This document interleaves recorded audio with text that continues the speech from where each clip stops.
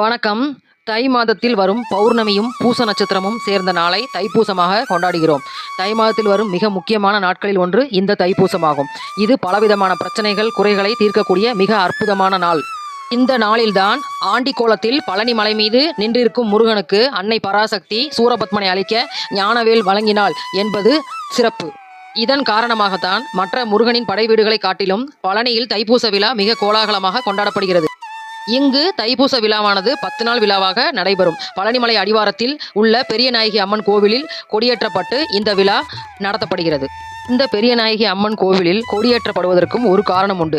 இக்கோவிலில் சிவன் அம்பாள் சன்னதிக்கு நடுவில் முருகன் சன்னதி அமைந்துள்ளது. கோவிலின் பிரதான தெய்வமாக பெரியநாயகி அம்மனும் சிவனும் இருந்தாலும் பிரதான வாசல் மற்றும் கொடிமரம் ஆகியன முருகன் சன்னதிக்கு எதிரிலேயே அமைந்துள்ளன. கோவிலுக்குள் வரும்போது முதலில் முருகனை தரிசித்த பிறகே அம்பாளை தரிசிக்க முடியும். எனவே காலப்போக்கில் இக்கோவிலின் பிரதான தெய்வமாக முருகனே மாறினார். அதனால்தான் தைப்பூச விழாவிற்கான கொடி முருகன் சன்னதிக்கு எதிரில் உள்ள கொடிமரத்திலேயே ஏற்றப்படுகிறது. தைப்பூச விழாவின் 7ஆம் நாளில் நடக்கும் தேரோட்டமும் இக்கோவிலில் இருந்தே புறப்பட்டு வீதி உலா வரும்.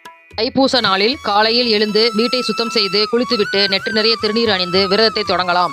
வீட்டில் விளக்கேற்றி தெய்வங்களை வழிபட்டு, குறிப்பாக முருகப்பெருமானை வழிபட்டு கந்தசஷ்டி கவசம், கந்தகுரு கவசம், கந்தர் அலங்காரம், கந்தர் அனுபூதி, திருமுருகாற்றுப்படை, திருப்புகழ், கந்தர் கலிவெண்பா உள்ளிட்ட முருகப்பெருமானுக்கு உகந்த பாடல்களை காலையிலிருந்து மாலை வரை படிக்கலாம்.